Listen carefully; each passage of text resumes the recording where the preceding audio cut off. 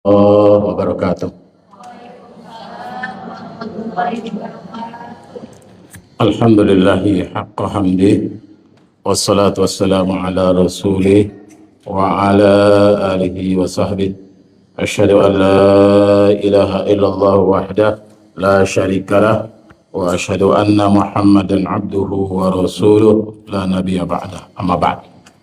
Ibu-ibu sekalian yang insyaallah dirahmati oleh Allah Subhanahu wa taala, alhamdulillah segala puji hanya kepada Allah atas semua nikmat, atas segenap karunia-Nya sampai pada hari yang berbahagia ini kita masih dan senantiasa terus mendapatkan rahmat dari Allah Subhanahu wa taala.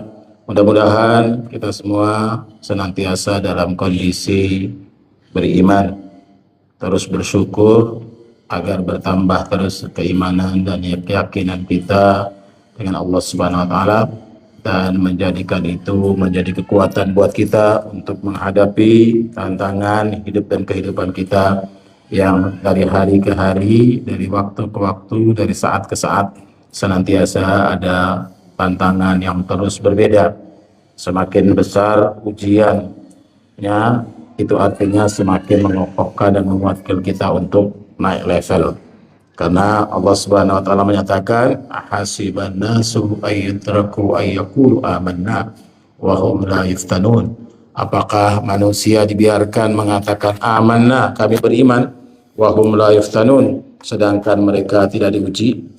Jadi ujian itu bagian dari upaya Allah Subhanahu wa taala mengokohkan iman kita, menguatkan keyakinan kita, insyaallah.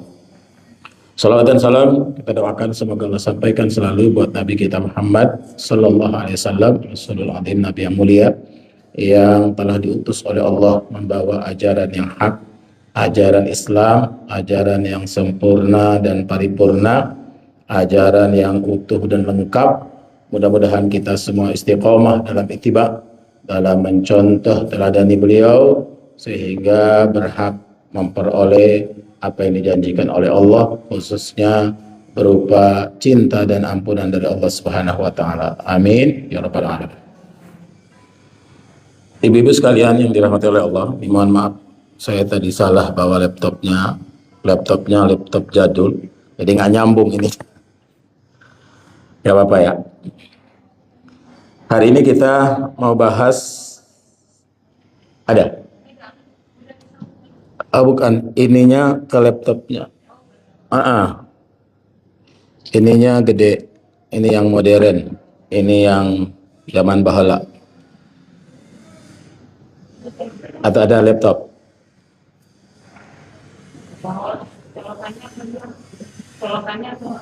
Ya, colokan yang kecil. Kalau nggak pinjam laptopnya. Ibu-ibu sekalian yang dirahmati oleh Allah, hari ini kita bahas temanya the power of salat. Salat itu sebagaimana yang disampaikan oleh Allah Subhanahu wa taala sendiri dalam Al-Qur'an, salat itu sebagai sarana, sebagai wahana untuk kita dekat dengan Allah. Aqimis salata lidzikri. Salat itu sebagai sarana, disebut oleh para ulama as-silah bainal abdi wa rabbih. Salat itu as-silah. Kalau kita sering nyebutnya apa? Silaturahim. Tapi yang banyak disebut itu silaturahmi. Ya, yang benar itu silaturahim. Kalau Kiai Mu'ammal Hamidi pernah menulis di Republika tahun 98, 99 itu. Beliau menulis di Republika itu dengan judul Silaturahim, bukan Silaturahmi. Nah, apa bedanya? Kalau Silaturahim itu artinya menyambung mafi arham, menyambung rahmun. Kalau Silaturahim itu artinya menyambung al-amrad fil arham, menyambung penyakit-penyakit dalam rahim. Ada laptopnya atau anunya? Ininya kecil. Oh, tidak ada Ustaz. Oh, ya udah nggak apa-apa. Soalnya itu Syukur. berarti iPhone itu. Iya. Ini yang kecil. Ini yang gede, ini yang modern. Ini HDMI, ini HDMI. Ya, nggak apa-apa. Jadi kalau rahim itu artinya kasih sayang. Jadi Allah Subhanahu wa taala berfirman dalam hadis kursi, Anar Rahman wa khalaqtur rahim. Allah itu Maha Rahman. Rahman itu pengasih. Allah tidak pernah pilih kasih. Mau beriman, mau kafir, mau baik, mau tidak, mau soleh, mau toleh, mau laki, mau perempuan, mau besar, mau kecil, semua dikasih oleh Allah. Karena sesuai kadarnya. Orang mau sakit selama apapun, kalau dia belum selesai rezekinya, belum meninggal. Orang mau sesehat segagah apapun, sebanyak apapun duitnya, kalau sudah saatnya, ya selesai. Ini hari ini, saya tadi tinggalkan, nggak ikut penguburannya, itu senior kita, sahabat kita, orang soleh, orang baik, beliau donatur banyak lembaga Islam, itu meninggalnya ditabrak mobil sendiri. Jadi hati-hati juga buat kita manasin mobil metik itu dipanasin, salah-salah, lompat kan. Beliau sedang di depan dipanasin sama sopirnya, lepas lompat itu, tabrak, dibawa ke rumah sakit nggak ketolong. Ada tokoh muda ya, ada tokoh muda, ya boleh disebut, kalau istilah kita itu apa, preman lah ya. Tapi preman yang baik gitu, nggak merusak. Preman cuman punya kekuasaan dalam tanda petik gitu, punya lapak. Itu, masya Allah, tabarakallah. Beliau itu diingatkan oleh Allah, sadar sekarang sesadar-sadarnya sampai bangun masjid. Pokoknya jadi orang bener lah. Pernah kami berangkat umroh, sudah di pesawat, turun dari pesawat Pak, Bu. Karena saking takutnya, wah nanti kalau di Mekah dibalas begini begitu. Karena dengar cerita-cerita yang aneh-aneh, nggak jadi dia. Nah, sekarang tiap tahun itu minimal 2 kali umroh. Sudah tobat. Salah satu jalan tobatnya apa? Jalan tobatnya itu ketika pamannya sendiri, paman kandungnya, itu sedang memundurkan mobil, jadi sedang markirin mobil, anaknya lagi main di belakang. Tabrak. Bayangkan tuh, kalau bukan pamannya mungkin mati juga tuh orangnya. Tapi karena pamannya mau ngapain? Saya hadir di penguburan waktu itu, di situ kayaknya titik baliknya. Sekarang itu terkenal ya betul-betul jadi orang baik gitu. Dulu juga tidak sejahat yang dibayangkan. Karena namanya orang preman itu bukan nakut-nakutin orang, enggak. Cuman dia punya lapak kekuasaan lah, kira-kira begitu. Ini ketika Allah ingin memberi hidayah, jalannya bisa aja begitu. Jadi yang kita sambung kata Allah, Anar Rahman wa khalaqtur rahim. Aku ini Maha Rahman. Aku ciptakan namanya Rahim. Rahim itu Allah kasih tempat spesial, hanya di ibu-ibu Allah kasih. Apa kata Allah? Wasaqaqtu laha isman min asma'i. Sengaja aku beri nama tempat itu dengan namaku. Masya Allah. Jadi spesial banget, Bu. Maka kata para ulama, ma akraman nisa illa karim wa ma ahanahulna illa dalil. Tidaklah memuliakan perempuan itu kecuali orang mulia. Wa ma ahanahunna illa dalil. Tidaklah menghinakannya kecuali orang hina. Jadi ibu sudah mulia, ya jangan menghinakan diri.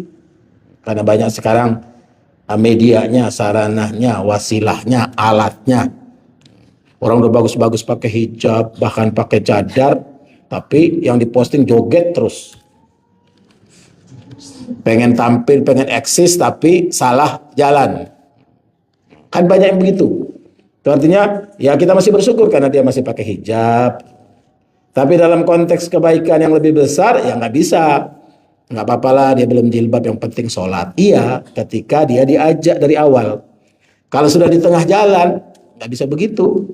Jadi saya kalau ngomentari salah satu tokoh muslimah, bahkan anak tokoh ulama, saya selalu bilang, ya mudah, Mbak, sudah saatnya pakai jilbab. Apalagi sekarang kan juga sudah tidak muda lagi, suami sudah nggak ada, ya sudah saatnya. Banyak yang protes saya, ngapain sih urusin lu? Enggak, itu bagian dari dakwah kita. Yang nggak boleh itu menjelek-jelekan orang di depan umum, nggak boleh. Kalau menasehatinya pun dengan wajar kan, kecuali oh haram loh, nggak pakai jilbab, meninggal kafir, itu beda lagi kan. Kalau kita sampaikan dengan cara yang baik, memang tugas kita. Untuk apa? Untuk menyampaikan amar ma'ruf nahi munkar itu dalam semua hal. Nah, kembali tadi kata Allah, Anar Rahman wa khalaqtur rahim wa sakaktu laha isman min asma'i faman wasalaha wasaltu. Maka barang siapa yang menyambungnya, aku akan senantiasa menyambungnya. Wa man qata'aha qata'tu. Siapa yang memutusnya, maka aku akan memutuskannya. Coba kebayang nggak Bu, kalau ada perkara, saya kebetulan pengacara jadi nangani perkara kemarin itu, ya mau dibilang aneh-aneh, mau dibilang nggak aneh-aneh, aneh juga. Kenapa? Karena perkaranya itu mertua sama menantu. Bayangkan, mertua sama menantu, ujung-ujungnya istri sama suami harus berpisah karena gengsi orang tua. Kan sudah punya rumah, walaupun cicilan kan sudah punya rumah. Mau RSS, RSSSS, pokoknya ada rumah kan gitu. Anak juga baru 2, masih kecil, apalagi satunya sakit. Istrinya pengen pindah dekat orang tua. Istrinya pengen pindah dekat orang tua. Orang tua demi jaga gengsi, mas anak saya tinggalnya rumah SSSSS gitu kan. Sangat AS, bahkan amat sederhana. Jadi pengen pindah ke suami, pengen pindah dekat orang tua. Orang tua minjemin pakai emas supaya beli rumah dekat orang tua. Ya kata suaminya, ya maaf Pak, tapi saya nggak bisa, cicilnya gede-gede. Karena gaji saya pas-pasan, apalagi anak saya yang kedua sakit. Sakitnya bukan sakit biasa, sakit kanker. Jadi kanker itu kemudian muncul juga di matanya. Jadi matanya itu keluar biji matanya itu. Kebayang nggak Bu? Jadi kata mertuanya, oke, nggak apa-apa. Tapi tidak dicatat, tidak ditulis. Sepakat boleh mau 1/4 gram, mau 1 gram, mau setengah gram, semampunya sebisanya setiap bulan. Qadarullah datang COVID kan. Gaji sudah kecil, nggak dipecat, alhamdulillah diturunin gajinya 40 sampai 60%. Gaji sudah kecil, turun lagi 40 sampai 60%. Akhirnya kerjanya double. Sepulang dari kerjaan, gaji yang sudah dipotong 40 sampai 60% itu dia harus ngojek untuk supaya bisa bayar cicilan. Ya sehebat-hebat orang, gaji sudah kecil, anak sakit, biaya hidup tidak turun, ya pasti ada perubahan. Ya nyicilnya mandek, ringkas cerita, putus, nggak bisa berlanjut. Akhirnya bapak mertuanya narik anaknya pindah ke rumahnya, suaminya diusir. Boro-boro mau cari pengacara, ketemulah saya. Saya bilang ya udah, saya bantu, nggak usah dipikirkan. Saya bantu sampai selesai, nggak usah dipikirkan biayanya. Pokoknya nggak pakai biaya. Saya bantu perkaranya sampai selesai. Ya karena sudah mertuanya pakai pengacara besar, ya berat dia menghadapinya. Karena intinya bagaimana supaya pulangkan uang mertuanya. Istrinya alias anak, istrinya alias anak mertuanya itu kan pasti ditarik. Dia udah pusing cari duit, pulang ke rumah istri sudah nggak ada, tambah pusing lah. Akhirnya dia diusir dari rumah sampai berperkara. Saya cuma bilang sama mertuanya, orang lain saja Allah itu ngatur dalam Al-Quran. Jadi kita berutang, jadi ayat yang paling panjang di surah yang paling panjang ngatur apa Bu? Nggak ngatur sholat, nggak ngatur zakat, nggak ngatur puasa, nggak ngatur segala. Ngaturnya apa? Utang piutang. Idza tadayantum bidainin ila ajalin musamma faktubu. Kalau berutang itu memang, kalau kita berutang pada waktu ingin bayar pada waktu tertentu harus dicatat. Bahkan harus dihadiri 2 orang saksi. Ini nggak ada. Tidak ada perjanjiannya, cuman perjanjian lisan, dan namanya karena mertua sama anak, mungkin juga sekedar motivasi, ternyata betulan. Alhamdulillahnya itu menantu beliau ini soleh, itu orang baik. Dia tidak selingkuh, dia tidak menikah lagi. Ya, anak benar-benar lurus gitu. Saya perhatikan, sholat terus. Setiap sholat itu mojok, duduk, berdoa. Akhirnya saya deketi, tanya ringkas cerita dia punya masalah itu. Saya sampaikan kepada mertuanya bahwa di dalam Al-Quran itu Allah ngatur ketika kita menagih utang. Bayangkan, Allah ngatur gimana orang menagih utang. Jadi utang itu kata Nabi SAW, bendera Allah menghinakan hambanya. Jadi utang itu bendera Allah untuk menghinakan hamba. Artinya apa? Kalau dia berutang memang kepentingan untuk dirinya, kepentingan untuk menyelamatkan keluarganya, boleh. Bahkan agama mengajarkan ketika orang kita memberi piutang kepada orang, orangnya nggak lagi kesusahan. Wa in kana dzu usrah fanadhiratun ila maisarah. Kalau orang ditagih itu lagi kesulitan, makan aja susah, istri minta cerai, anak kena ini, sakit dan sebagainya, susah, memang betul-betul susah. Maka apa? Kasih dia tempo.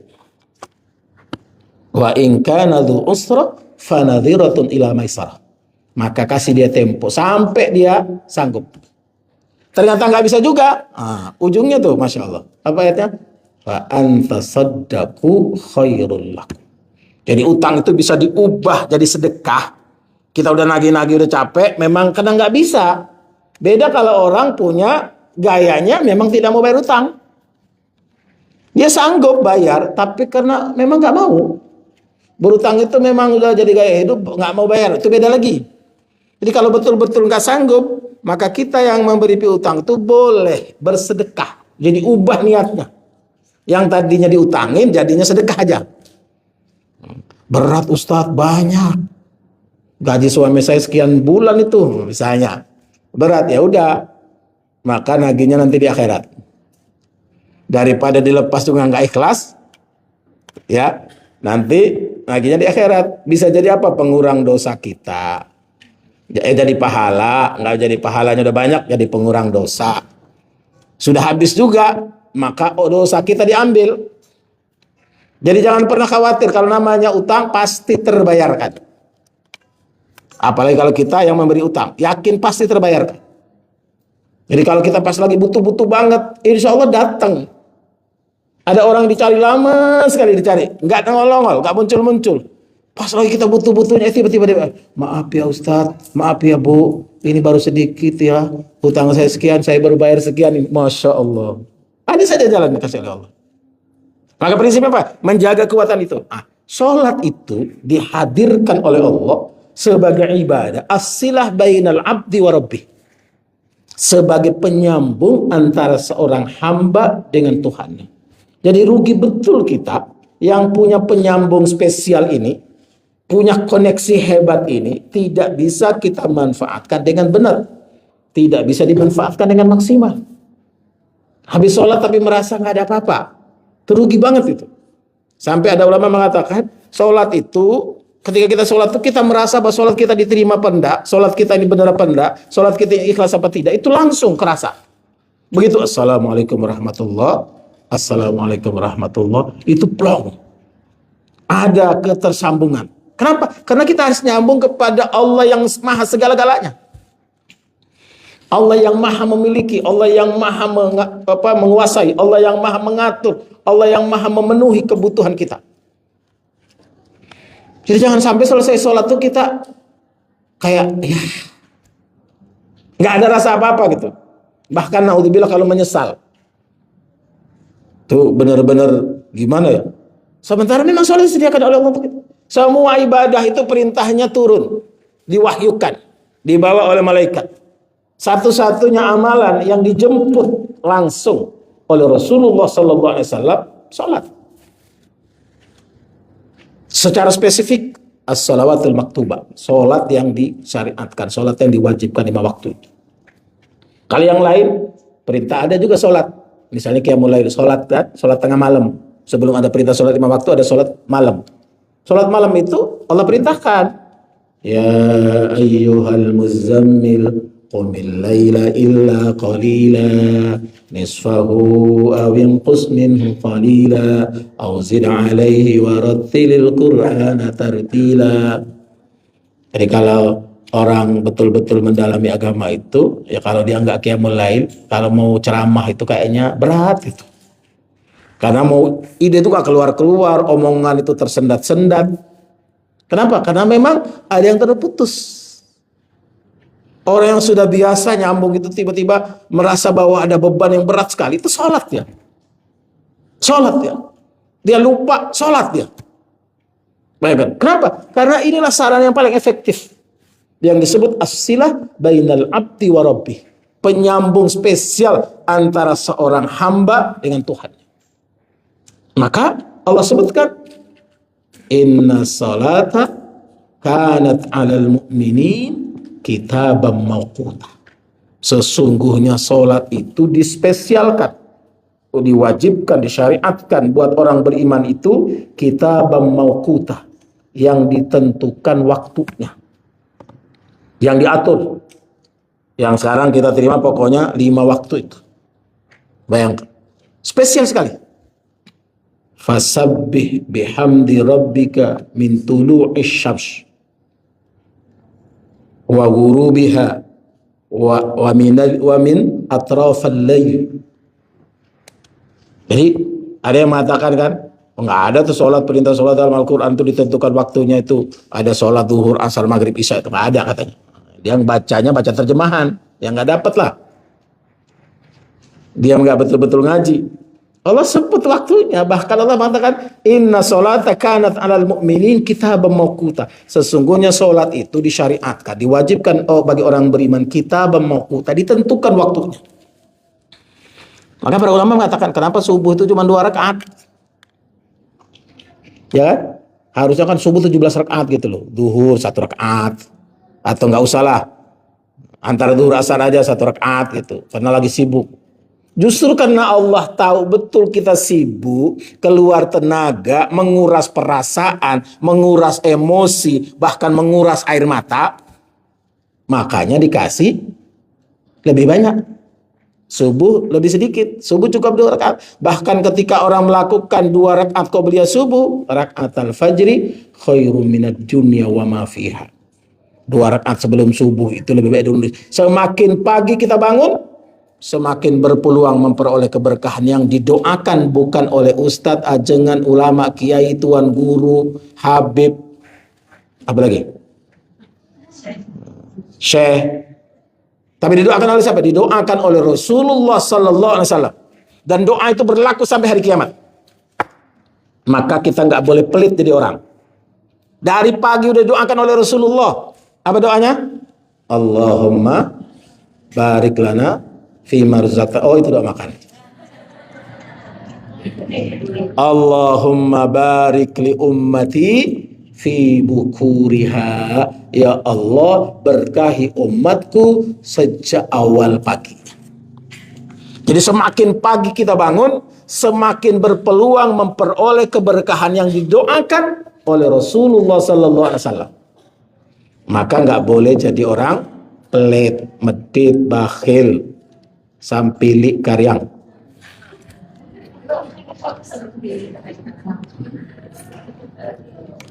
Korek, apa lagi?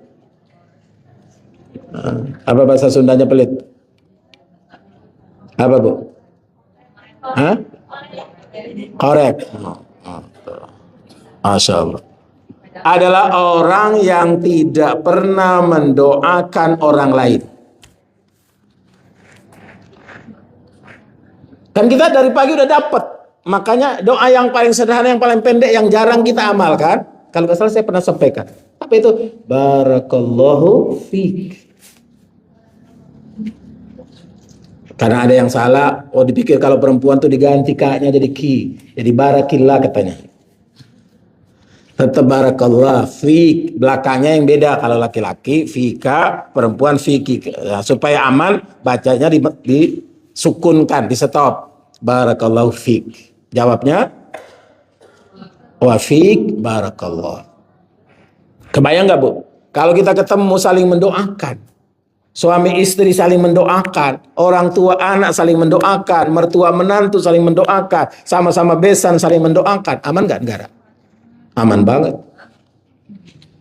Karena kata Pak Dahlan Iskan di tulisannya itu beberapa hari ini saya baca karena sedih, istri sahabat saya itu yang diputus penjara, orang jujur, orang baik, bikin untung perusahaan, diputus 4,5 tahun penjara.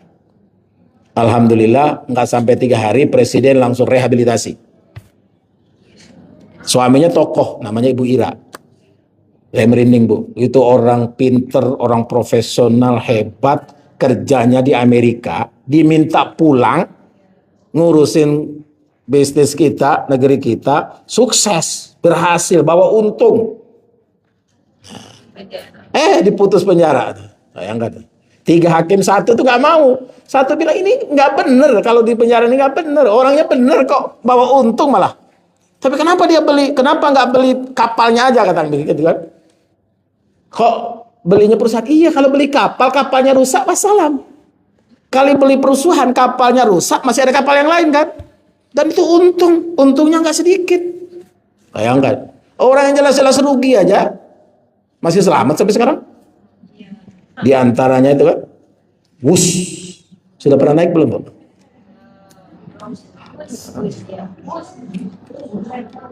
Mendingan 350 beli bensin bareng-bareng kita ya, daripada 350 beli sendiri. Nggak sampai pula di Bandung, sampai di Padalarang.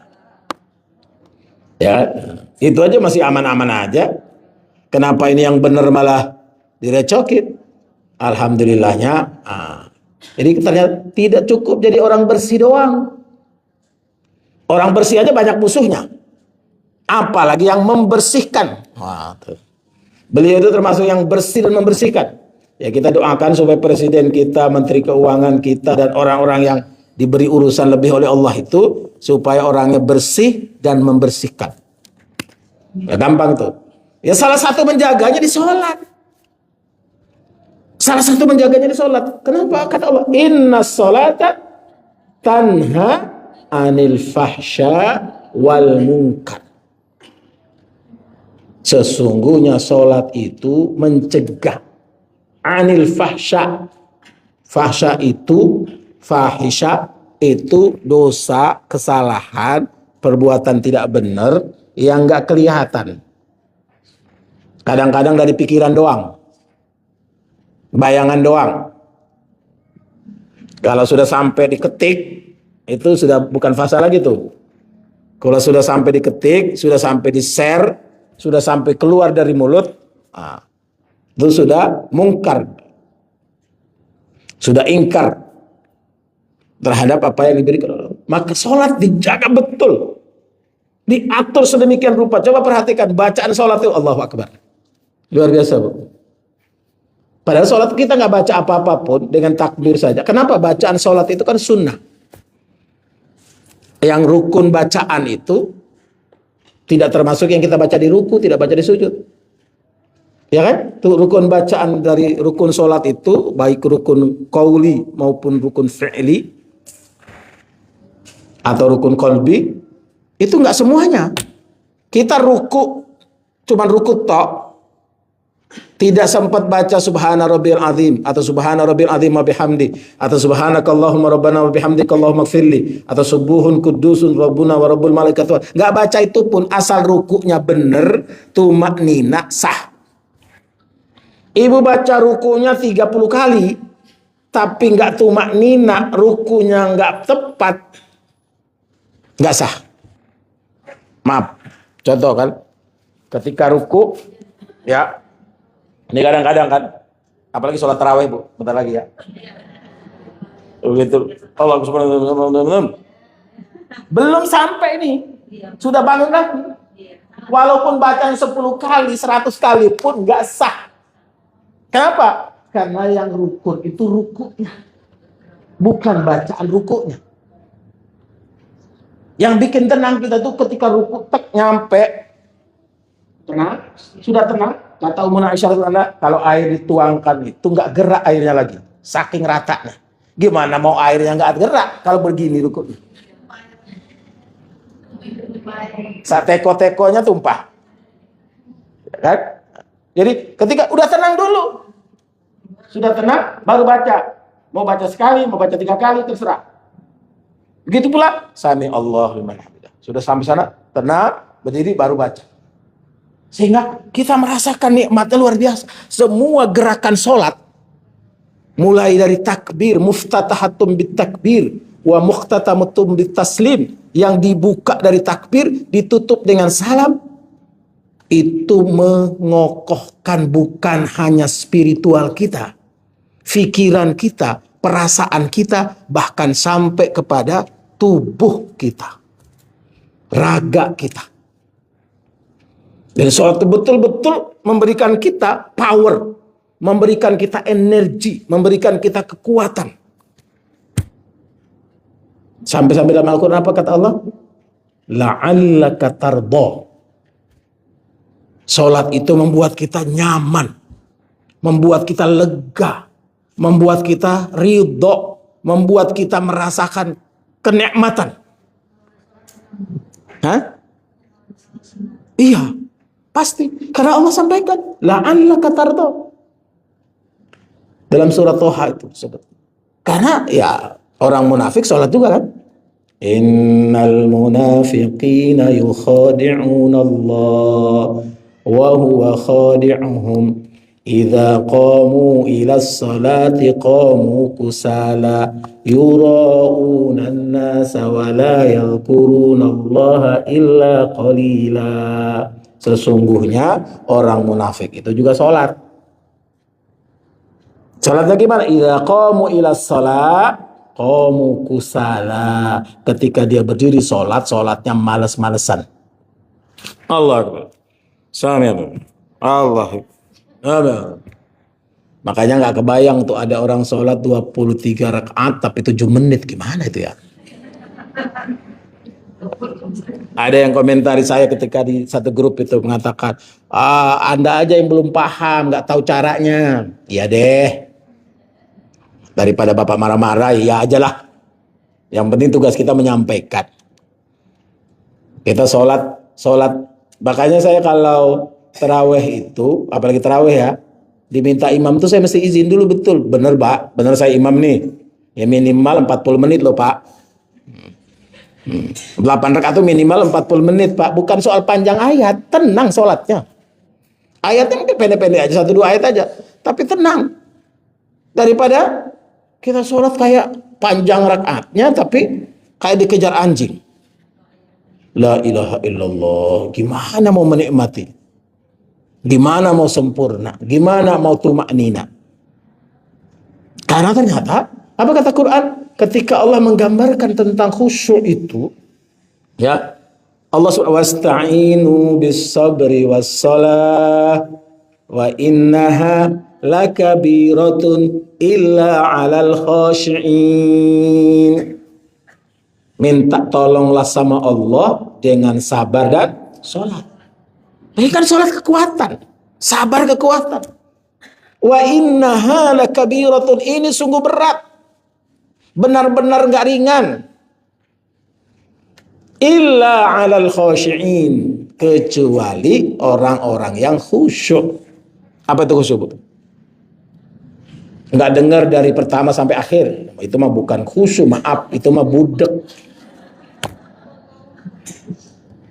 Khusyuk itu bukan nggak dengar apa-apa. Khusyuk yang paling pokok dalam Al-Quran itu di lanjutan ayat itu Allah jelaskan. Apa itu khusyuk? Alladzina yadhunnuna annahum mulaku rabbihim wa annahum ilaihi raji'un. Sesungguhnya yang namanya khusyuk itu adalah orang-orang yadhunnuna ay ya'taqiduna bila syak. Yadhunnun ay ya'taqiduna bila syak, yakin tanpa ragu, annahum mulaqu rabbihim, bahwa mereka sedang bertemu dengan Allah Tuhan. Jadi kalau kita sholat merasa berjumpa dengan Allah, itu kan artinya nggak asal-asalan. Kalau pergi pesta, Masya Allah, dandannya 7,5 jam.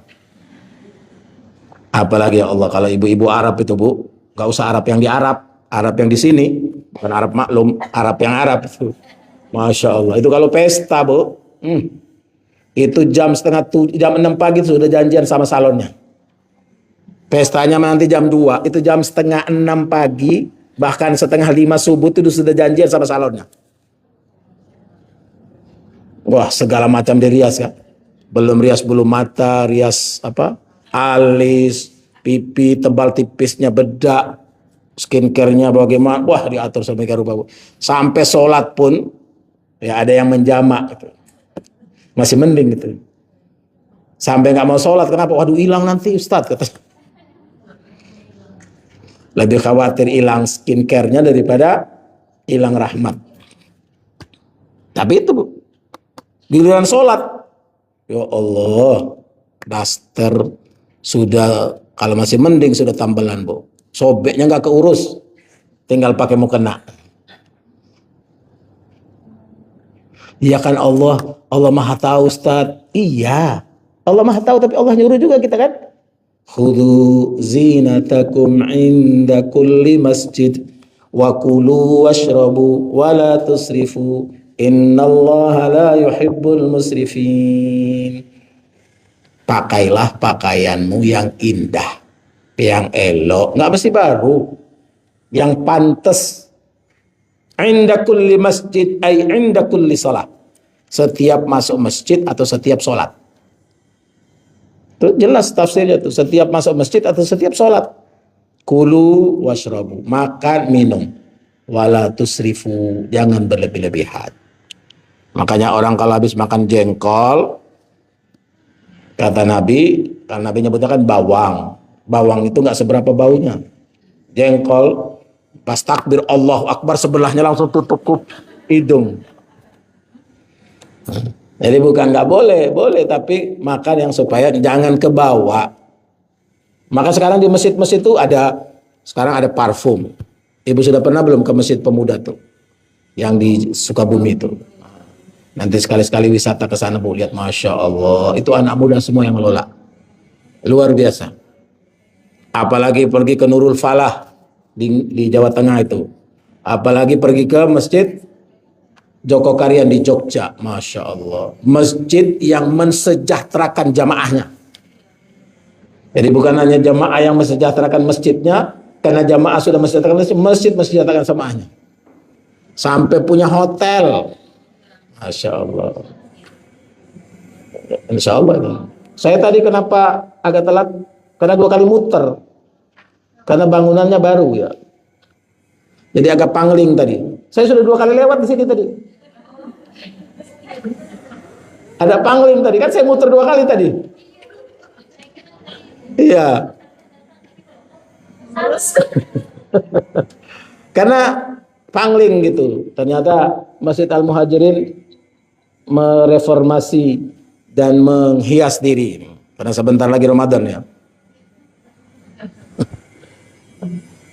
Jadi betul-betul Allah menyediakan ini memang sebagai media, sebagai alat untuk nyambung sama Allah.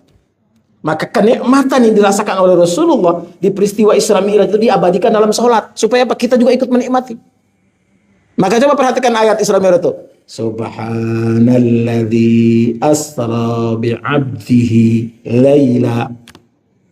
Bukan asra bi Muhammadin, bukan asra bi Rasuli, bukan asra bi Nabiyyi, tapi asra bi abdihi, hambanya.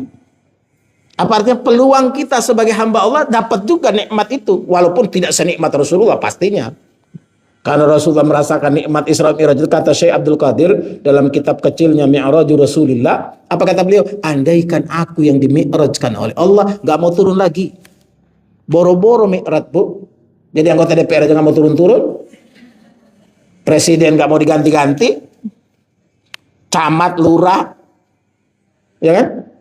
Kalau perlu berantem-berantem, orang berat, Bu. Sudah jadi pejabat tiba-tiba nggak lagi, kan nggak gampang, ya kan? Nggak mudah. Karena kenikmatan itu baru kenikmatan. Ini kenikmatan dirasakan Rasulullah itu nikmat spiritualnya nikmat perasaannya, nikmat hatinya, nikmat pikirannya, bahkan nikmat jasadnya, fisiknya. Allahu Akbar. Karena beliau mengalami peristiwa yang double-double kan. Ditinggal wafat istri, tinggal wafat paman, pergi ke Taif dilempari kotoran, dicaci maki, dihina. Tapi Masya Allah, beliau luar biasa. Kita belum pernah merasakan sakit seperti yang dirasakan oleh Rasulullah, belum pernah. Gak ada apa-apanya, Bu. Ibu baru orang salah WA doang sama suami, sakitnya Bu berbulan-bulan. Itu salah WA itu, apalagi WA beneran. Masya Allah, Bu. Rasulullah pernah mengalami perihnya itu luar biasa. Apa itu? Ketika pamannya dibunuh oleh Wahsy. Paman Rasulullah SAW namanya Hamzah bin Abdul Muttalib, Asadullah, singa Allah. Merinding, bro. Itu dibunuh sama Wahsy itu. Wahsy itu sudah diperintahkan sama bosnya, sama Hindun. Pokoknya kamu nggak usah lihat yang lain. Tugasmu matiin Hamzah, ambil jantungnya, keluarkan jantungnya. Tugasnya itu. Jadi fokus. Wahsy itu tombaknya tuh hampir nggak pernah salah. Kebayang, Bu. Pokoknya begitu perang itu, tugasnya itu. Mau lihat tuh Hamzah ditombak, pas tuh jantungnya diambil, dikeluarkan. Bayangkan tuh. Tombak yang ada ujung apa gininya itu, ditarik keluar, Allahu Akbar. Itu di depan matanya Rasulullah. Kebayang nggak? Kayak seorang ibu yang meninggal di depan anaknya yang lagi baru pulang cari obat. Ibunya sakit parah, anaknya pergi cari obat kemana-mana, pulang sudah seneng gitu mau menyelamatkan ibunya, tapi sampai di sana ibunya sekarat meninggal di pelukannya. Atau yang kemarin yang dibunuh ya, karena ada orang dibunuh tuh anak kecil yang nolong ibunya, dibunuh ibunya karena dia melihat takut juga, akhirnya anaknya pun dibunuh juga. Kebayang nggak, Bu? Sakitnya luar biasa. Tiba-tiba sudah sekian lama, tiba-tiba Wahsy itu datang. Lihat oleh Rasulullah, itu langsung tuh memorinya Rasulullah langsung keluar, Bu. Keluar memorinya itu, melihat Wahsy itu, ya Allah, seperti kayak film di depannya itu, ngelihat tuh. Bagaimana ditombak, bagaimana diambil hatinya, ya Allah. Tapi Wahsy datang dalam posisi mau masuk Islam. Allah Akbar, nggak kebayang, Bu. Rasulullah karena maksum, terpelihara dari dosa, terjaga dari maksiat, maka Allah Subhanahu wa taala menyelamatkan hatinya. Tenang. Beliau tenang, kemudian apa? Ya Wahsy, apa mau? Apa kata beliau? Kata Wahsy, asyhadu an la ilaha illallah wa annaka rasulullah. Allahu Akbar. Nabi nggak bisa lagi berkata-kata. Boro-boro mau nanya, enggak. Apa kata Rasulullah? Anta akhi fid din. Engkau saudaraku dalam agama ini. Masya Allah. Tapi apa ucapan yang sangat manusiawi? Tapi tolong ya, jangan sering-sering nongol di depan saya. Masya Allah. Menjaga perasaan tadi untuk menenangkan diri. Karena di depan matanya pamannya dibunuh. Asadullah, singa Allah. Bukan sembarangan tuh. Orang yang betul-betul menolong Rasulullah SAW dalam perjuangan. Tiba-tiba dalam perang yang beliau sudah antisipasi, sudah dijaga betul, jangan sampai ini umat Islam kalah. Apalagi kalahnya hanya karena rampasan perang. Tapi ternyata gagal. Dan salah satu yang meninggal itu adalah Asadullah, itu paman Rasulullah SAW. Di tangannya Wahsy. Wahsy datang mau Islam. Allahu Akbar, gak kebayang, Bu. Lagi gimana perasaan itu? Tak terbayang. Tapi karena beliau Rasulullah SAW yang adabnya luar biasa, akhlaknya begitu mulia, perangainya jangan ditanya. Jangan saudara semuslim, saudara seiman, sama orang kafir pun beliau begitu masih bisa. Yang menghina, mencaci makinya saja beliau masih tenang, menyantuni sampai meninggalnya dengan tangannya sendiri.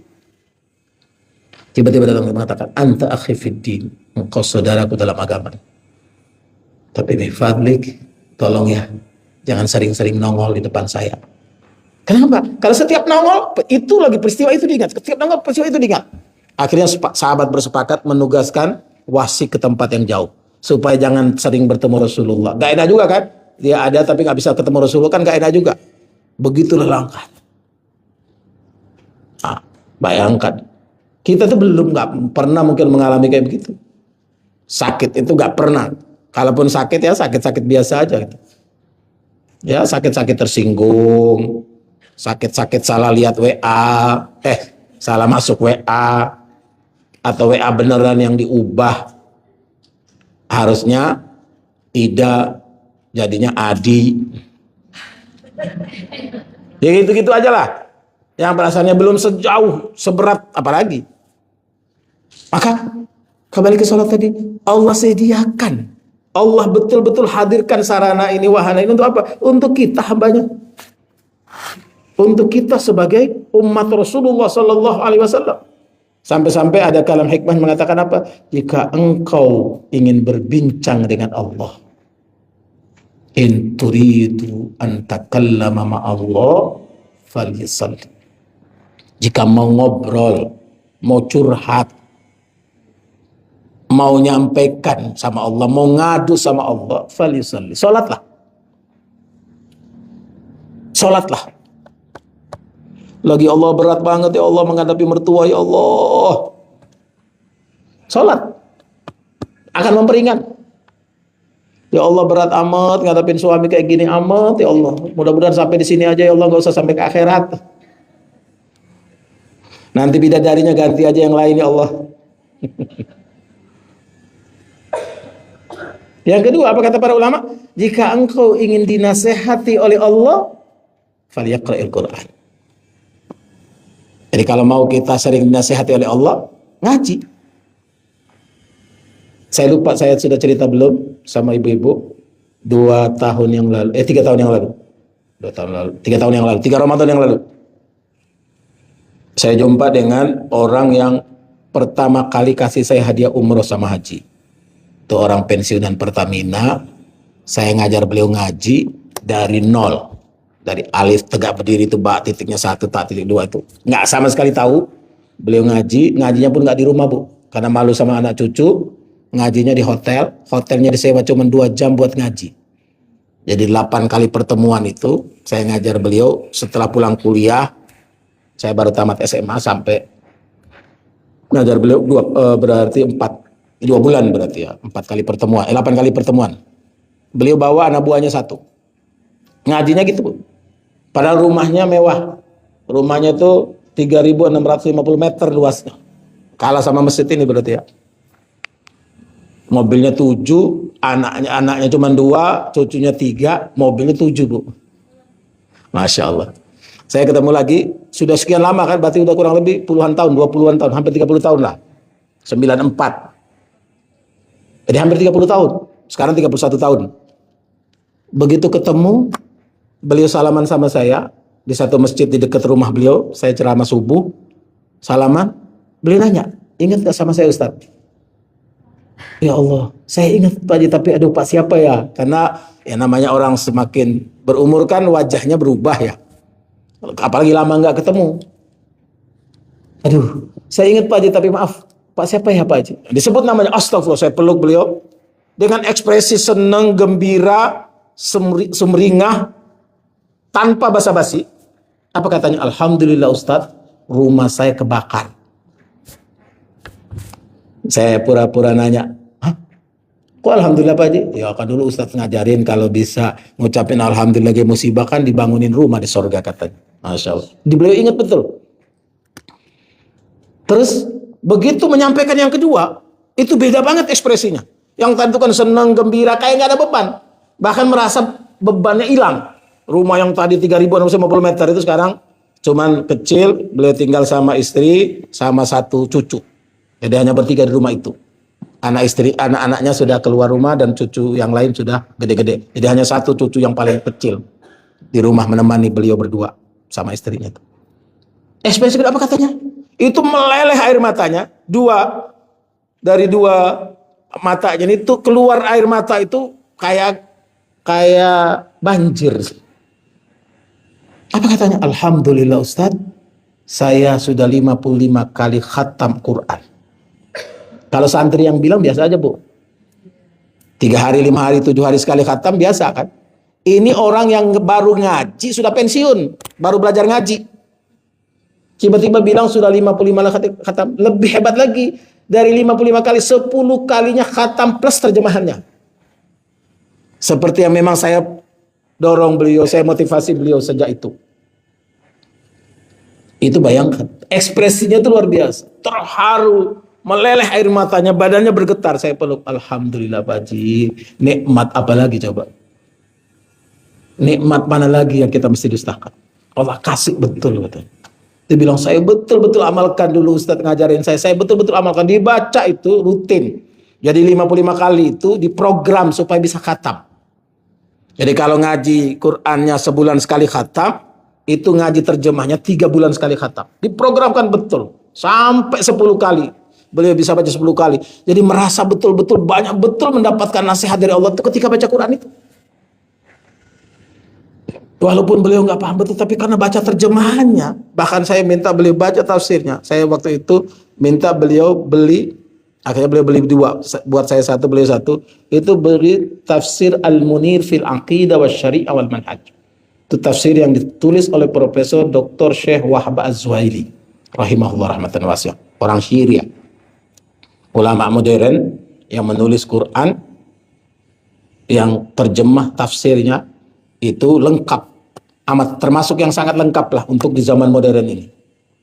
Itu beliau beli lebih mahal dari handphone ibu, karena waktu itu masih 1,5 juta. Jadi banyak betul jemaah itu beli, kadang-kadang beli. Saya satu waktu pergi ke lagi bantuan, itu waktu Cianjur gempa. Dalam perjalanan itu kan sedang dengerin radio. Saya biasa suka dengar radio di jalan itu. Dalam perjalanan kami berempat naik mobil, tiba-tiba ada jamaah telepon, Ustadz, lagi di mana? Lagi di jalan Bunda, mau ke ini, lagi bawa bantuan Bunda. Yang kemarin itu saya bilang, karena beliau termasuk yang bantu. Ini lagi bawa bantuan sama yang dari Singapura ke Cianjur. Oh iya, dengerin radio dulu Ustadz katanya. Suruh katanya, dengerin dakta dulu katanya. Saya setel dakta, begitu setel, dengerin kan lagi penjelasan tentang Quran. Saya nggak tahu Bunda ini maksudnya apa, suruh saya dengar radio. Saya dengerin, bagus uraiannya tentang Al-Quran. Sudah selesai, kira-kira 10-15 menit, telepon lagi. Udah dengar Ustadz, anunya, di radio tadi sudah dengar? Sudah Bunda. Kenapa Bunda? Ustadz mau nggak kitab itu katanya? Allahu Akbar. Kita baru pengen, ya Allah, bisa punya kitab ini. Itu kan 15 jilid plus 2 buat nulis. Jadi ada 17 jilid lah. Saya pulang, kebetulan subuh, kita pulang dari sana, subuh itu ada acara di Atin. Jadi saya nggak langsung pulang ke rumah. Ternyata begitu pulang ke rumah, ba'da zuhur, itu bukunya sudah ada di rumah, Bu. Buku itu yang saya baca, sekarang saya jadikan kajian tetap di masjid dekat rumah, dan di beberapa masjid yang lain subuh. Tambah lagi, ada buku baru lagi tentang Al-Quran itu, yang Masya Allah, Tabarakallah, itu luar biasa, Bu. Kenapa luar biasa? Karena ada orang soleh, orang baik, dari kampung, di Arab, tidak pernah makan kecuali yang dia tanam atau dia olah sendiri. Jadi boro-boro mau makan Indomie, Bu. Beliau tidak pernah makan kecuali yang ditanam atau diolah sendiri. Umur 79 tahun, sakit, di ringkas cerita dibawa ke rumah sakit di kota, di Riyadh. Datang beliau ke Riyadh, kemudian syukuran lah oleh ulama, salah satu ulama di Riyadh itu diundang syukuran di rumahnya. Ruang tamunya itu separuh masjid ini, ruang tamunya Syekh itu separuh masjid ini. Itu keliling rumah itu, dindingnya itu kitab semua, Bu. Jadi Syekh ini begitu masuk ke rumah itu kayak orang mati berdiri. Ditanya sama dia, "Mata bika Syekh? Ada apa Syekh? Apa yang membuatmu seperti apa, sakit lagi?" "Oh enggak," katanya. "Mahadi," kata, "apa ini semua ini?" kata. "Oh, ini kitab tafsir, hadis, sirah dan seterusnya lah." Ada pertanyaan menggelitik. Apa pertanyaannya? Apa saya bisa masuk surga tanpa baca kitab-kitab ini?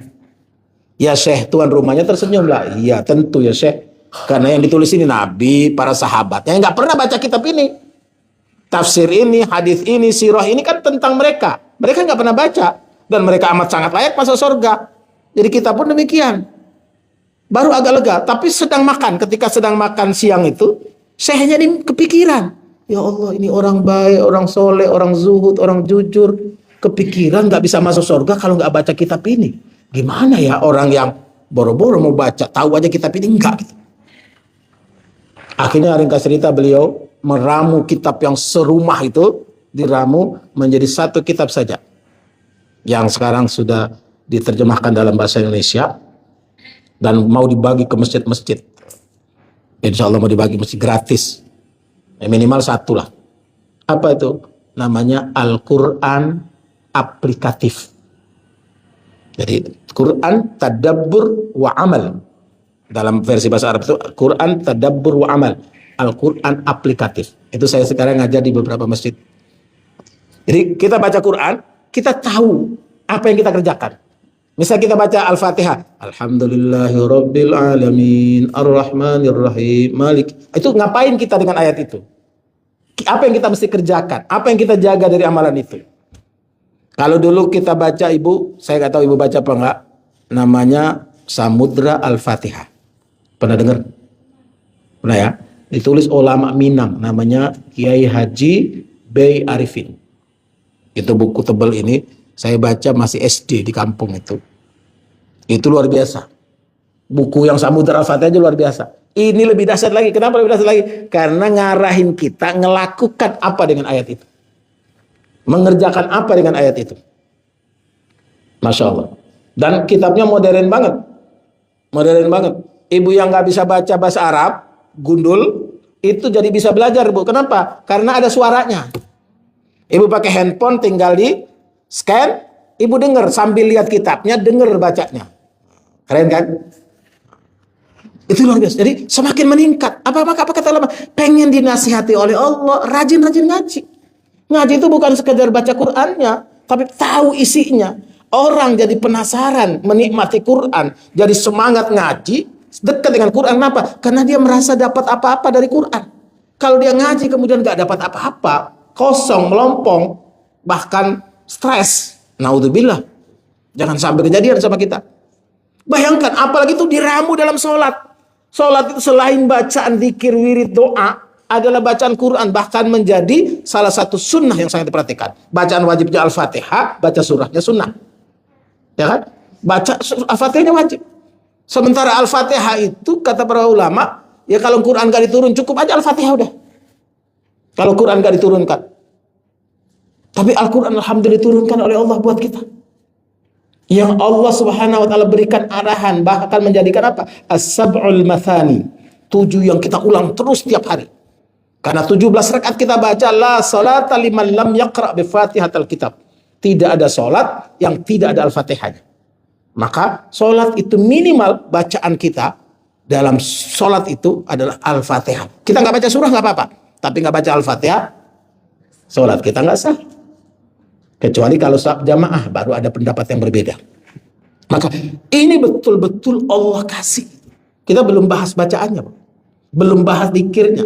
Salah satu yang menjadi perhatian serius kita itu apa? Ada 8 permohonan, 8 permintaan dari bacaan sholat kita. Jadi kan ada beberapa versi bacaan. Saya memilih yang 8 itu yang lengkap. Doa di antara 2 sujud. Jadi kita sujud, bangun kan duduk itu.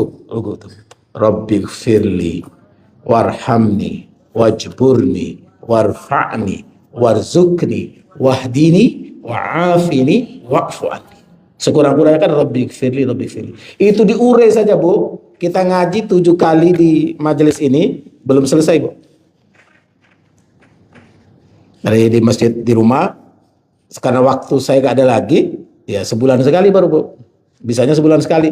Jadi saya bilang bahas Al-Fatihah sampai Ramadan belum cukup, belum selesai. Tapi gak apa-apa, dimulai.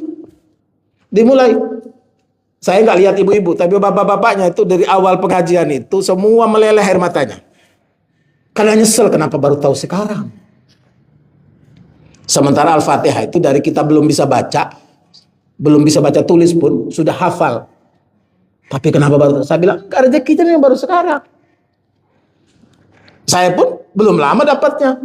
Karena baru dapat dari syekhnya, dikasih kitabnya, dibacakan, dikasih ilmunya, kemudian disyaratkan, udah jalanin, ajarkan, sampaikan kepada semua orang yang bisa di mana saja. Untuk apa? Ngerasakan. Bisa dibayangkan itu ramuan-ramuan itu ngumpul dalam satu amal namanya sholat. Allahu Akbar.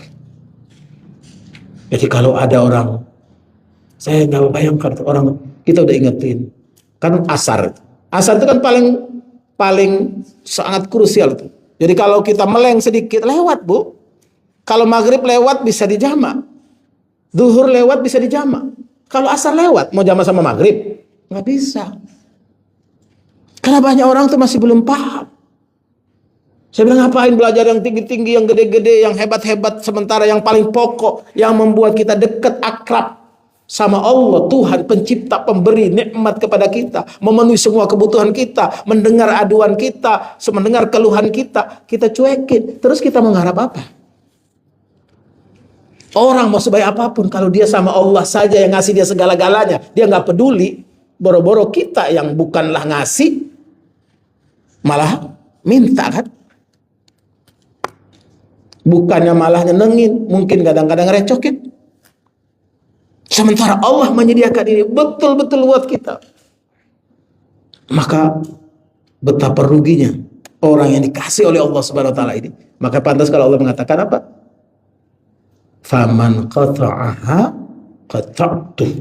Siapa yang memutuskannya, siapa yang menghilangkannya, siapa yang tidak memperhatikan dan menghiraukannya, qata'tu, aku pun memutuskan dan menghilangkannya. Ada juga ungkapan disebutkan apa? Momen terbaik untuk berdoa, untuk bermunajat, untuk memohon, untuk meminta, untuk mengadu. Di mana tempatnya? Sholat. Sholat. Tidak hanya di sujud, tidak hanya di ruku, berdiri pun. Ketika kita bertakbir Allahu Akbar, bukan sekedar kita lafazkan Allahu Akbar, tapi ketika kita mengatakan Allahu Akbar, Allah Maha Besar, Allah Maha Hebat, Allah Maha Luar Biasa. Kita siapa? Itu aja udah luar biasa. Gimana seluruh rangkaian ibadahnya, seluruh rangkaian geraknya, seluruh rangkaian doa dan munajatnya, seluruh rangkaian bacaannya, yang membuat kita merasakan betapa nikmat dan asyiknya. Sampai-sampai Imam Ali rahimahullah karamallahu wajhah, sahabat sekaligus menantu sepupunya Rasulullah SAW, itu ketika panah nempel minta dicabutnya apa? Tunggu sholat. Masya Allah tuh gimana tuh khusyuknya. Ya kenapa?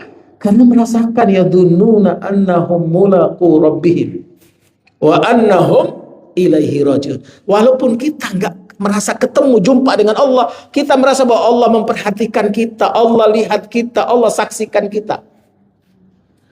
Sampai-sampai ada ulama yang mengatakan apa? Ketika kita sujud itu, ketika mengatakan subhana rabbiyal a'la atau subhana rabbiyal a'la wa bihamdi atau subhanakallahumma rabbana bahkan nggak baca apa-apapun, ketika kita sujud itu rasanya nggak mau angkat kepala kita sebelum, maaf istilahnya apa? Allah mengelus kepala kita, sudah bangun, dosamu sudah kuampuni. Bangun. Semua kebutuhanmu sudah aku siapkan. Semua permintaanmu aku perhatikan. Coba. Kalau itu yang terjadi, Bu, sama orang aja yang janjiin kita waktu kampanye aja senengnya luar biasa, Bu. Sampai sepatu kita copot itu antara pijakan sama atasannya, lepas saja kita masih tetap Allahu Akbar tuh. Padahal belum tentu membawa kebaikan buat kita. Kita senangnya luar biasa, Bu. Disapa dari jauh yang nggak lihat kita, senangnya luar biasa. Ya kan? Apalagi ini yang menyiapkan semuanya. Khalaqas samawati wal ardh. Kebayang? Menikmati semuanya. Maka terakhir ketika haji itu ada jamaah yang agak usil. Apa pertanyaannya? Ustaz, sholat surga, zakat surga, puasa surga. Kok haji surga lagi sih? Karena haji itu bunyinya, hadisnya al-hajjul mabrur laisa lahu jaza illa jannah. Haji mabrur itu tidak ada balasan kecuali surga. Kok surga lagi, Ustaz? Emang Bapak mau apa? Mau selain surga, neraka Pak. Enggak apa kayak Ustadz. Maksudnya kan puasa, sholat, puasa, zakat, semua udah surga, haji, umroh surga lagi katanya. Terus saya tanya, Pak, Bapak tiap hari infak gak waktu di kampung? Ya sekali-sekali sih Ustadz. Nikmat gak? Ya nikmat juga. Sekarang di Mekah, tiap hari Ustadz. Saya bahkan tiap sholat. Saya bukan hanya orang Ustadz, burung-burung pun saya sedekah. Nah, apa perasaannya Pak? Nikmatnya luar biasa. Itu baru sedekah di Masjidil Haram, di tanah haram. Bapak sudah merasakan nikmatnya gimana di surga nanti. Jadi jangan dibayangkan surga itu seperti yang ada di lintasan pikiran kita. Karena surga itu belum pernah terbetik dalam hati pun enggak, apalagi dalam pikiran. Dilihat pun belum pernah. Jadi jangan dibayangkan nikmat yang dikasih oleh Allah, asiknya Bapak bersedekah bahkan kepada burung, kepada binatang yang tadinya Bapak di kampung nggak peduli. Begitu luar biasa perhatiannya dan nikmatnya kerasa. Bapak ulang-ulang terus. Apalagi sampai tawaf, sa'i, Bapak umroh bolak-balik. Apalagi menikmati rangkaian ibadahnya. Tak terbayangkan. Jadi jangan pernah membayangkan dengan surga. Apalagi menilai surga cuma sepikiran kita. Nggak Pak. Nggak nyambung. Kita dikasih oleh Allah nikmatnya, asiknya. Jangankan dengan haji dan umrah. Baru kita zikir aja. Orang tuh saking nikmatnya zikir. Itu mulai maaf. Dulu kami waktu di pondok itu diajarin sama guru. Kalau kangen betul sama ayah sama ibu tuh Bu, disuruh zikir. Karena saking asiknya zikir itu kayak ke bawah. Kayak di bawah kita terbang ke kampung ngeliatin ibu, ngeliatin bapak itu. Jadi ada yang tiba-tiba nangis, ada yang tiba-tiba senang, ada yang tadinya goncang mau kabur, mau ngilang, mau keluar, mau kabur dari pondok, nggak jadi Bu. Kenapa? Hanya dengan zikir. Bayangkan ini Allah sediakan alat yang fasilitas namanya sholat. Dan sholat kenapa ditentukan waktunya? Karena memang kita butuh juga kan, nggak hanya urusan kita hanya sholat, kita ada pekerjaan lain. Sehingga sampai dalam Al-Quran Allah sebutkan di surah An-Naba itu apa? Wa ja'alna al-laila libasa wa ja'alna nahara ma'asha wa ja'alna naumakum subata. Coba Allah jadikan siang tempat usaha, malam untuk istirahat, bukan tidur. Tapi ketika Allah bicara tidur apa katanya? Wa ja'alna naumakum subata. Masya Allah. Jadi tidur itu bukan soal berapa lama tidur, tapi seberapa kualitas tidur. Maka berbahagialah yang pelor. Begitu nempel, molor. Saya salah satunya Bu. Paling asik itu. Apalagi kalau pergi umroh, pergi ke Mekah, naik pesawat itu pokoknya tidur. Pokoknya nanti makan, baru bangun. Nanti pembagian jatah baru bangun. Tidur aja sepanjang itu. Waktu sholat baru bangun. Sampai ada ungkapan Gus Dur kemarin saya dengar, rahimahullah, beliau mengatakan apa? Gus Dur tuh hobinya apa? Tidur katanya. Ditanya apa hobinya Gus? Tidur. Kok tidur? Iya, coba tidur. Nikmat katanya. Tidur, hilang capek, hilang penat. Apalagi dapat mimpi yang indah, tambah nikmat lagi tidurnya. Hanya kita berdoa supaya diberi oleh Allah jangan mimpi yang buruk, mimpinya yang baik. Karena tidur itu kita masih berhubungan dengan ruh kita. Dia keluar tapi balik lagi dan masih nyambung dan balik lagi. Beda sama orang meninggal, ruhnya keluar gak balik lagi. Baliknya kalau sudah dikubur. Maka orang meninggal itu minta cepet-cepet. Kalau orang baik supaya dapat cepat kebaikannya, tenang di alam kubur. Yang dapat siksa, dia juga pengen tahu. Makanya begitu sampai sana kaget. Ya, saya udah minta cepet-cepet, tahu-taunya dapatnya ini. Cuman kita nggak dikasih tahu. Coba kalau tuh ada yang balik aja satu dikasih tahu. Yakin Bu, Masjid Al-Muhajir ini nggak cukup muat pengajian ibu-ibu. Ya. Sampai di sini dulu ada pertanyaan. Ini belum bahas doanya, sudah habis waktunya. Ya, ada.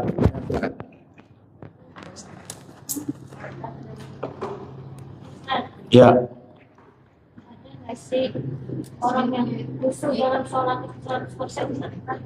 Nggak ada. Nabi sudah nguji sahabat utama Abu Bakar, Umar, Utsman, Ali radhiyallahu anhu. Abu Bakar gagal. Umar gagal. Utsman gagal radhiyallahu anhu. Begitu pas Imam Ali sudah tahiyat, ternyata ingat hadiah yang mau dikasih oleh Rasulullah SAW. Aduh saya Ustaz dari awal sampai akhir gak ada khusyuk-khusyuknya. Makanya sholatnya jamaah. Gimana Bu Ustaz, kan kita ibu-ibu sholatnya di rumah. Gak apa-apa, maksimalkan aja sebisanya ibu. Mungkin khusyuknya pas Allahu Akbar, habis itu hilang. Gak apa-apa. Ada takbirnya belum ada apa-apa, nanti kerasanya begitu at-tahiyat baru kerasa. Gak apa-apa. Jadi walaupun hanya di bawahnya detik apa? Second. Sesecond. Gak sampai sedetik. Sesecond itu dapatnya gak apa-apa. Hatta nih sekalipun karena kita nih hatinya masih ya dunia banget. Hatinya itu masih goyang ketika orang punya handphone baru, model terbaru, kita pengen juga punya itu misalnya. Sampai sholat ke bawah tuh, saking ke bawahnya di doanya sholat tuh lupa, bukan subhana rabbil azim, tapi ya Allah handphone baru ya Allah, pengen merek yang kayak ibu itu ya Allah tuh. Itu pun tetap jangan pernah menyesal. Karena Allah kasih asetnya itu bisa kapan aja. Asal kita istiqomah dengan itu. Kita bertahan dengan itu. Jadi dia bilang, saya udah nanti aja dah kalau udah khusyuk bersolat. Kapan khusyuknya? Sekarang ibu udah latihan aja gak khusyuk-khusyuk. Terus mau nunggu khusyuk dulu, emang kapan? Mau tunggu mati 2 kali dulu? Jadi tetap pengen tenang, ya sudah, gak apa-apa ke masjid, tapi beresin dulu pekerjaan rumah. Jangan begitu ada, tinggal lupa ya, lagi masak, tinggal dulu. Suaminya lapar mau makan, ibu mau ke masjid duluan. Ya gak boleh. Ya, bahkan para ulama mengambil kutip dari hadis Nabi SAW, kalau makanannya udah siap, makan dulu, baru sholat. Apalagi udah lapar banget, makan dulu. Kalau takbir pas takbir jadi imam lagi. Allah, kebayang ya Allah. Istri masak apa nih Allah. Akhirnya apa bingung. Aduh, udah berapa rakaat ini? Kalau salah baca, salah gerak, masih bisa kan diingetin makmum. Kalau salah, udah berapa rakaat ini? Dan Allah begitu menunjukkan kalau kita itu lemah. Dengan apa? Begitu mudahnya lagi khusyuk-khusyuknya, hilang, lupa. Aduh, berapa rakaat ya? Prinsipnya, kalau ingat berapa rakaat, ambil yang terpendek, terkecil. Ini 3, 4, 3 berarti. Batal nggak ya? Kan sudah wudu. Batal nggak ya? Nggak batal. Sudah wudu belum ya? Wudu. Jadi batal nggak ya? Enggak. Jadi da' ma yaribuk ila ma la yaribuk. Tinggalkan kalau ragu, tinggalkan. Jadi jangan kita ke bawah ragu. Ke bawah ragu akhirnya apa? Ibu-ibu kan paling enak alasannya. Kok nggak sholat? Oh lagi ada tamu. Umur sudah 70 masih bilang juga asik ada tamu. Ya Allah Nek, tamu siapa? Kalau umur 55 bilang masih ada tamu, masih wajar.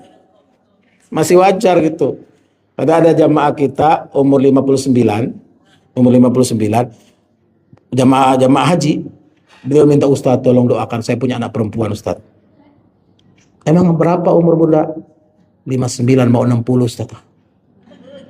Pengen banget punya anak perempuan Ustadz. Saya punya anak sudah syukur sih, tapi pengen banget punya perempuan Ustadz. Pengen sisirin, kasih bedak. Waduh. Pokoknya pengen banget gitu. Ya udah kita doa aja mudah-mudahan. Kebetulan suaminya dokter, beliau bidan. Allahu Akbar. Pulang haji hamil Bu. Masya Allah tabarak. Itu gembiranya luar biasa, Masya Allah. Itu kayak dapat anugerah gimana gitu ya.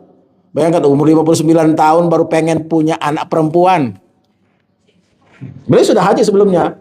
Tapi merasa waktu haji sebelumnya itu kena ya haji lagi orang banyak duit kan. Jadi beda, begitu pengen ada sesuatu yang lain, pengen hajinya spesial, pengen khusyuk. Saya bilang udah Bu, ambil aja paketnya berdua sama suaminya sambil nanti kita doakan, kita bawa di tawaf, bawa di zikir, mana saja. ibu doakan, kita bantu doakan, jamaah saya umumkan untuk mendoakan. Ada jamaah itu doa tapi sambil ngejek gitu. Ya Allah, saya semua doakan tapi gimana ya Allah, umur sudah segitu masa iya sih? Itu namanya ragu. Doa kalau yakin tuh yakin aja, dan Allah Akbar, ternyata dapat anak. Masya Allah, senangnya luar biasa. Terima kasihnya tuh nggak sekali dua kali Bu. Setiap ketemu ini nih Ustadz, ini anak doa Ustadz ini katanya. Ya bukan juga Bu, doanya ibu kali. Jadi jangan pernah merasa kalau doa kita nggak didengar, apalagi dikabulkan. Doa itu pasti dikabulkan. Cara Allah mengabulkan itu yang harus kita fahami. Jadi kalau sholat baru istilahnya baru ajak 5 waktu, itu baru 5 hari pengen doanya dikabulkan. Emang punya orang dalam.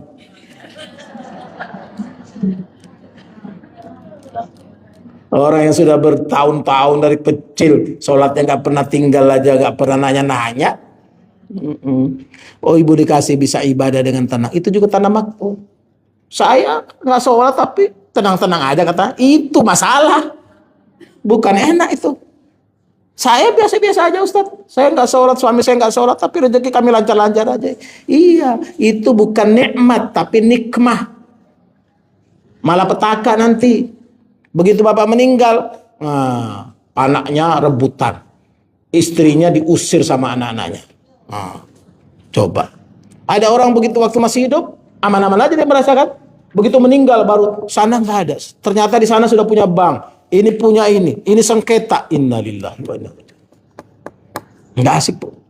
Tapi ada juga orang ketika dapatnya itu sudah menjelang, sudah nggak ada orang tuanya, baru anak-anaknya berubah jadi rukun, dari baik, yang murtad bahkan kembali lagi ke Islam. Kadang-kadang itu tersentuhnya kita nggak tahu. Hidayah datang kapan kita nggak tahu. Kita tugasnya berusaha supaya apa? Allah memberikan hidayah itu. Maka tiap hari kita mohon, minta sama Allah, ihdinas siratal mustaqim. Saya pernah menangani perkara itu waris 11 orang, anak bapak itu 11 orang. 3-nya murtad, 2 perempuan, 1 laki. Waktu mau pembagian, karena saya bilang pakai hukum Islam. Kalau nggak pakai hukum Islam silakan cari pengacara lain. Udah sepakat pakai hukum Islam. Kalau pakai hukum Islam, yang murtad nggak dapat. Tapi kami pengen dapat juga Ustadz, apa saudara-saudara kami yang walaupun mereka sudah murtad dapat juga. Ya boleh, tapi dibagi dulu. 8 orang dibagi dulu haknya masing-masing. Kalau ngumpulin lagi mau ngasih 3 orang silahkan. Saya jelaskan lah. Ternyata apa? Disitulah jalan hidayah. Yang laki-laki balik ke Islam gara-gara penjelasan saya tentang waris itu. Dia Masya Allah, dia balik lagi Islam, tapi minta tidak dapat bagian. Karena waktu ayahnya meninggal, dia murtad. Dia masih murtad. Maka dia tetap kembali kepada Islam, tapi nggak pengen dapat. Walaupun saudara-saudara yang lain sudah mau ngasih, dia nggak mau. Saya nggak mau rusak. Kenapa? Saya baru paham ternyata Islam begitu adil, Islam begitu luar biasa, ngatur semuanya. Jadi pantas aja banyak orang salah itu. Kenapa? Karena lihat orang Islam, bukan ajaran Islam. Banyak orang marah-marah pergi umroh karena dilihat orang Arabnya, bukan amalan umrohnya, bukan amalan hajinya. Saya bilang kalau yang dilihat itu amalannya, yang dilihat itu orang, pasti kecewa. Kenapa? Banyak orang di Arab itu sholat gak pakai wudhu Bu. Gimana cerita? Iya, dia karena nggak pusing mau ke toilet kan, tutup. Dia kan sholat mesti ditutup, pasang orden, tutup tokonya, sholat di depan tokonya. Saya bilang, itu kan tadi ke toilet belum wudhu. Ente kan dari jauh, kita mah tiap hari di sini, kata la ilaha illallah. Jadi ada juga begitu. Kenapa? Karena tiap hari dia lihat. Sama dia orang tiap hari lihat emas kan, ngelihat emas kayak apapun dia tiap hari lihat. Kita yang sekali-sekali lihat, apalagi yang pengen beli kan, sudah ngincer itu kan, kan pasti beda. Ya, ada lagi? Ya. Kalau di pengantin sholatnya di Jawa itu Jawa sama sana. Dan kayak kemarin saudara saya kan jadi pengantin sholatnya di Jawa sama sana. Ya, barakallahu fikum. Menjamak sholat sekali-kali, nggak ada kegiatan boleh, ya boleh. Tapi jangan meringan-ringankannya.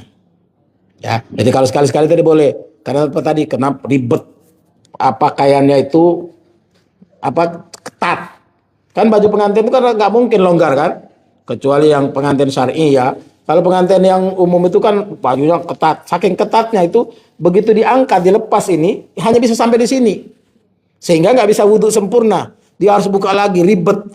Boleh nggak? Ada yang membolehkan dengan catatan dia tidak meringan-ringankan. Ya.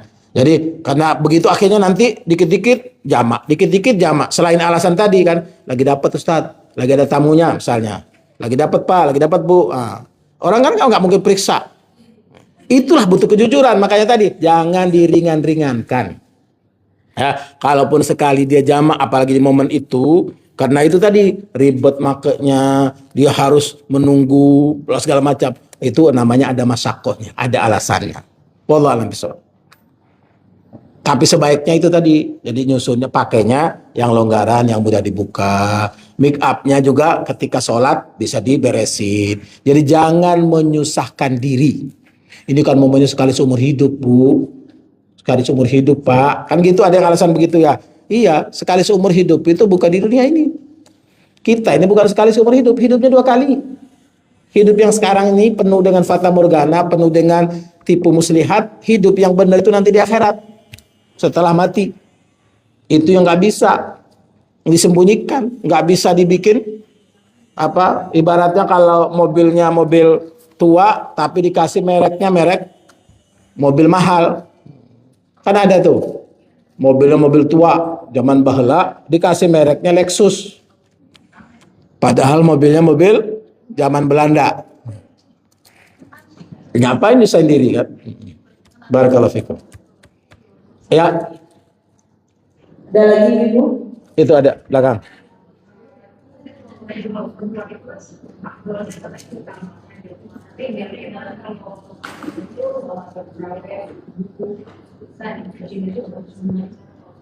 Barakallahu fiik. Keutamaan perempuan sholat di rumah itu tidak menghalangi dia datang sholat ke masjid. Jika tidak ada masyakoh. Dia datang sama suaminya, dia datang sama anaknya, dia datang sama cucunya. Boleh. Tidak menghalangi kewajibannya. Itu tadi saya bilang. Dia suaminya mau makan. Bentar dulu Pak ya. Mama sholat dulu ya. Ke masjid lagi kan? Ya nggak mungkin.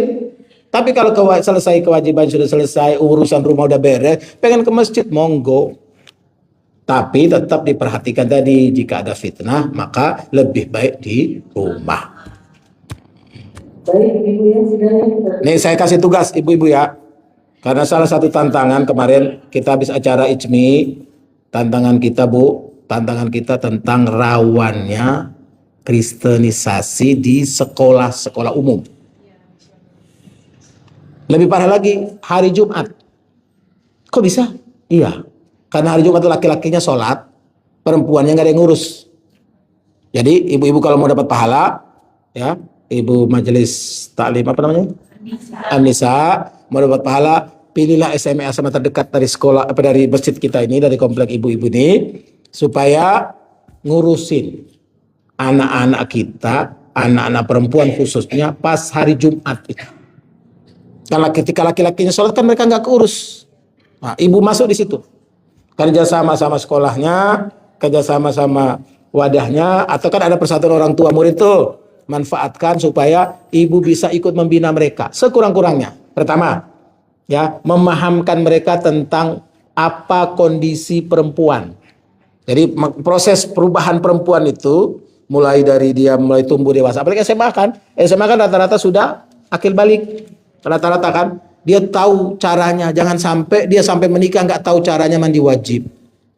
Dia nggak tahu cara, karena dia tiap rutin kan datang terus setelah tamunya kan dia mandi. Jangan sampai dia ngerti cara mandi wajibnya. Iya kan tugas orang tuanya boro-boro Bu, mikirin SPP aja udah pusing, beliin sepatu dia aja udah mumet. Jangan dibebani lagi. Maka ibu yang sudah agak longgaran, luangkan waktunya, pilih kesempatannya, ambil dulu satu sekolah nggak apa-apa. Ibu-ibu majelis taklim An-Nisa, ambil satu sekolah, jadikan pilot project untuk membina putri-putri kita. Kasihan Bu, kasihan. Supaya jangan ada kejadian sudah bikin dosa bangga lagi. Ya kan? Kayak kejadian anak kakak adik dinikahi satu orang laki-laki, bangga live di Facebook, live di TikTok, live di itu.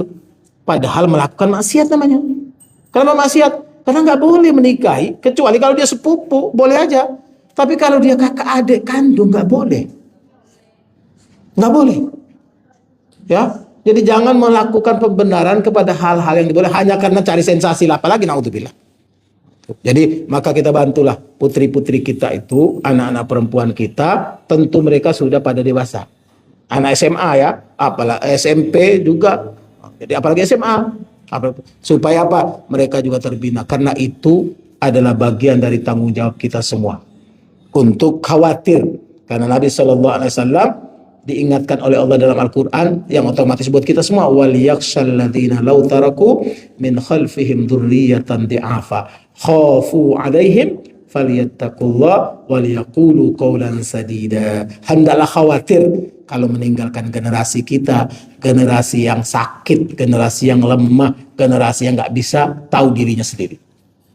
Falyattaqullah, bertakwalah kepada Allah, waliyaqulu qawlan sadida, hendaklah mengucapkan kata-kata yang benar. Mudah-mudahan kita semua dijaga oleh Allah, melindungi diri kita dan juga menjaga saudara-saudara atau anak generasi kita untuk menjadi lebih baik ya. Jadi ini amanah, saya tugaskan minta supaya ibu-ibu berpartisipasi ya. Satu sekolah aja dulu, ambil yang terdekat SMA, SMP, supaya anak-anak kita, putri-putri kita itu bisa mengurus diri mereka sendiri. Ibu ketat aja bisa jebol, apalagi ibu tidak ketat. Jadi kita jaga betul supaya anak-anak kita itu besok tumbuh dia bawa agamanya dalam hidupnya. Dia bawa keyakinan dalam hidupnya. Dia bawa prinsip-prinsip yang sudah ditanamkan sejak di rumah, di sekolah, dan dimanapun dia berada. Supaya dia betul-betul menjaga diri dan juga menjaga masa depannya. Kenapa? Karena perempuan akan melahirkan generasi. Kalau perempuannya rusak, bukan hanya generasi yang rusak, Bu, bangsa negara rusak. Semuanya rusak. Kata pepatah, al-nisa imadul bilad. Fa in soluhat soluhal bilad, fa in fasadat fasadatil bilad. Perempuan itu tiangnya negara. Kalau dia baik, negaranya baik.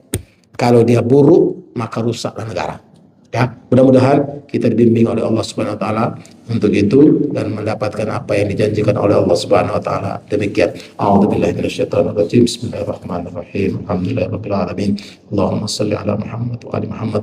Allahumma qsim lana من خشيتك ما تحول به بيننا وبين معصيتك ومن طاعتك ما تبلغنا به جنتك ومن اليقين ما تهون به علينا مصائب الدنيا اللهم متعنا بأسماعنا وأبصارنا وقوتنا ما أحييتنا فاجعل الوارث منا واجعل ثأرنا على من ظلمنا وانصرنا على من عادانا ولا تجعل مصيبتنا في ديننا ولا تجعل الدنيا أكبر همنا ولا مبلغ علمنا ولا تسلط علينا بذنوبنا من لا يخافك ولا يرحمنا ربنا لا تزغ قلوبنا بعد إذ هديتنا وهب لنا من لدنك رحمة وهب لنا من أمرنا رشدا اللهم اغفر لنا ولوالدينا وارحمهم كما ربونا صغارا ولجميع المسلمين والمسلمات والمؤمنين والمؤمنات الأحياء منهم والأموات ربنا تقبل منا إنك أنت السميع العليم وتب علينا إنك أنت التواب الرحيم اللهم انصر الإسلام والمسلمين وأحق الكفرة والمشركين أعداءك أعداء الدين ربنا آتنا في الدنيا حسنة في الآخرة حسنة وقنا عذاب النار صلى الله على خير خلقه وعلى آله وصحبه سبحان ربك رب العزة عما يصفون والسلام على المرسلين وآخر دعوانا والحمد لله رب العالمين